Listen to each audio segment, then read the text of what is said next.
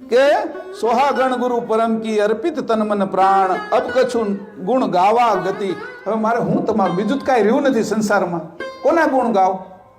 ટીપાઈના ગાવ, ફોનના ગાવ, પાણીના ગાવ, થાંભલાના ગાવ, લાઇટના ગાવ. મારે હવે ચેતન સિવાય ગુણ ગાવા કોના?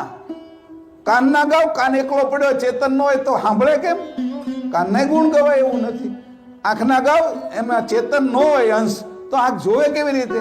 ગુણ તો તમારે જ ગાવા પડે એમ છે છેલ્લે. એ કે માનો કે ન માનો, એ કે બધાની અંદર આ બધું ઉત્પન્ન તમે કર્યું, આખું કૃત તમે ઉત્પન્ન કર્યું. તમારી સિવાય કોઈના ગુણ ગવાય એવું નથી. પણ મને હવે એવી મતિ આપો, એવી બુદ્ધિ આપો, એવી સમજણ આપો કે હું તમારા ગુણ ગાતા થાકું નહીં, અને એવા ગુણ ગાવ કે જેથી કરીને બધાય બીજા અંશો આગળ આ ગુણ ગાવ ને તો અંશો પણ પોતાની સ્થિતિમાં આવી જાય, એની અવસ્થાઓ મટી જાય. જાગ્રત, સ્વપ્ન, સુષુપ્તિ, તુરિયા, ઉન્મુનિ, અવ્યક્ત, મહાનુભાવ અવસ્થા અને સહેજ શૂન્ય અવસ્થા, એ અવસ્થાઓ મટી જાય, પોતે સ્થિતિમાં થઈ જાય, અંશ સ્વરૂપે થઈ જાય.